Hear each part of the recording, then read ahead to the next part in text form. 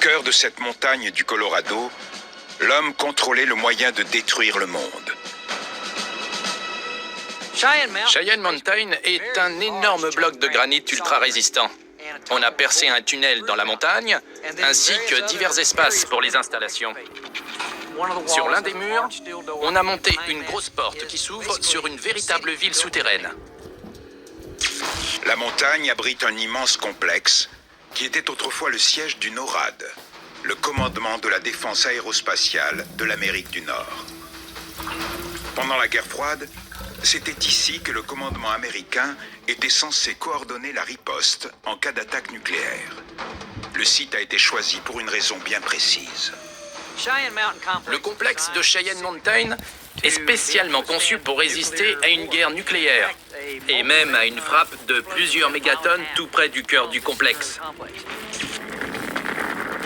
Si une bombe nucléaire explosait devant les portes blindées de 25 tonnes, l'intérieur du complexe ne ressentirait probablement pas la moindre secousse.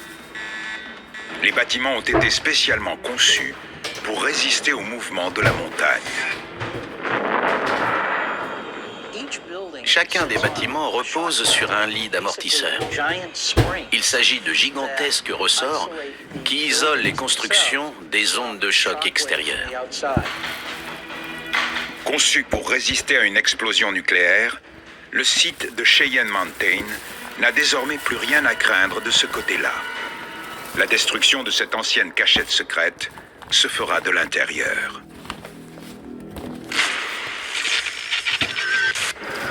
Quatre ans après que nous ayons disparu, au cœur du complexe de Cheyenne Mountain, les bâtiments qui abritaient autrefois le QG du NORAD n'ont pas bougé d'un millimètre.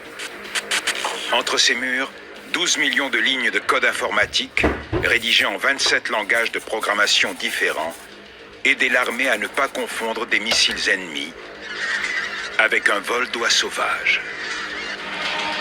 La menace d'une attaque nucléaire n'est plus d'actualité, et c'est désormais un ennemi intérieur qui représente la plus grande menace pour le complexe. L'eau. La montagne abrite un réservoir de 15 millions de litres construit par l'armée pour stabiliser la température interne. L'eau sert à la consommation courante, mais aussi au refroidissement de tout le matériel électrique indispensable en cas d'attaque sur l'Amérique du Nord.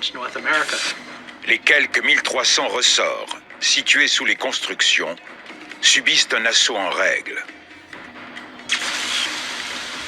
En raison du manque de maintenance, les fuites commencent à se multiplier sur le réservoir.